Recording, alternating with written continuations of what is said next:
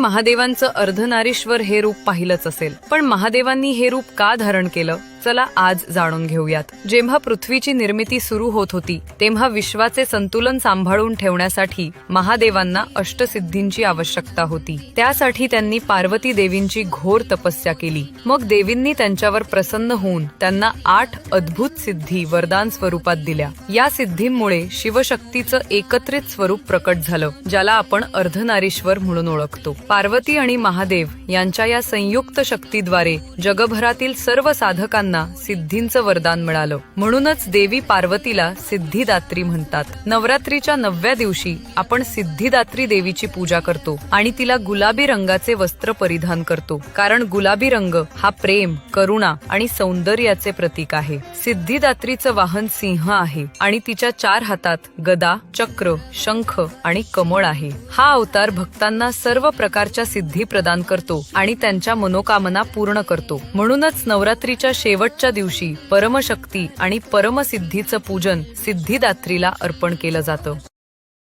Download ShareChat.